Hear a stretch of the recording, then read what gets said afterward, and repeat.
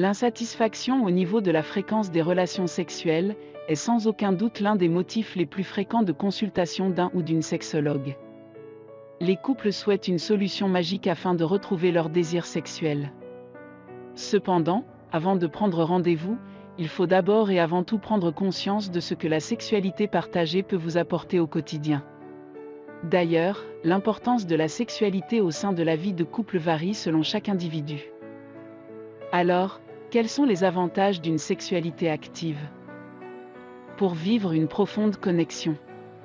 De plus en plus de recherches scientifiques démontrent que la sexualité n'est pas un besoin physique ou une pulsion. Les blue balls, ça n'existe pas, d'accord? Les histoires d'un soir, bien qu'elles soient légitimes, ne conviennent parfois pas à tout le monde. En fait, la frustration ressentie lors d'une longue abstinence résulte généralement d'un besoin psycho-affectif non assouvi. C'est d'ailleurs pourquoi tu peux avoir l'impression que la masturbation ne peut combler totalement le désir qui t'habite. Elle peut l'apaiser, certes, mais elle ne remplacera peut-être pas cette connexion profonde que tu peux construire avec ta ou tes partenaires lors de la relation sexuelle. Pour développer une complicité sexuelle. La complicité relationnelle ne suffit pas toujours pour consolider l'amour que vous avez l'un pour l'autre. Les moments d'intimité sexuelle peuvent vous aider à garder le cap sur votre excitation réciproque.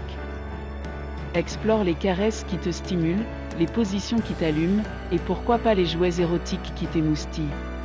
C'est un fait, pour développer une complicité sexuelle, il faut faire un trait sur cette lassitude, et explorer ensemble la sexualité qui sera à votre image. Pour se faire du bien. La satisfaction sexuelle a des effets positifs sur le corps, voilà tout. Lorsque tu as travaillé sur tes blocages et tes pensées limitantes reliées à la sexualité, cette dernière devient épanouissante et aide à se sentir mieux. Il y a évidemment une part hormonale où l'ocytocine, hormone de l'attachement, est sécrétée après la relation sexuelle et l'endorphine qui augmente le sentiment de bien-être. Les moments d'intimité sexuelle avec ta ou tes partenaires allègent le cœur. Pour développer de l'agentivité sexuelle.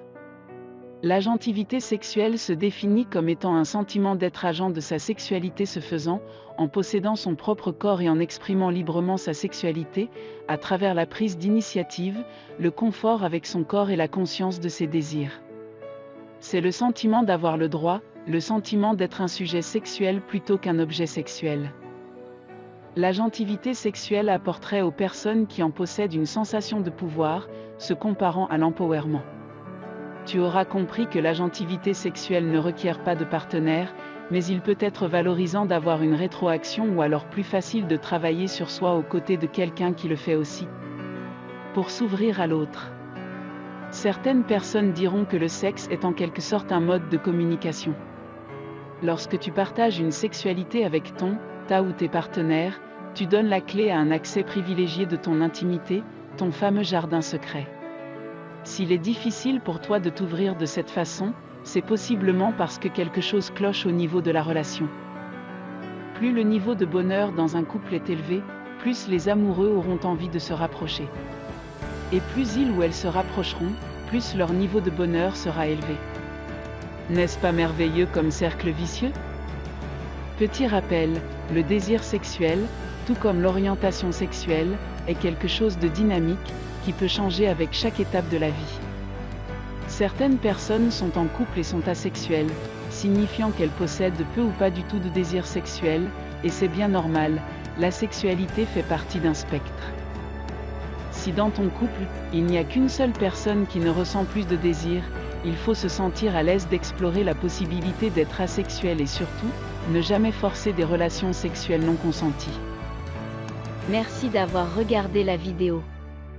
Et à la prochaine fois pour un autre conseil et astuce de cococitation, et n'oubliez surtout pas de vous abonner à la chaîne, et d'activer la cloche de notification, pour toujours être au courant de nos nouvelles vidéos.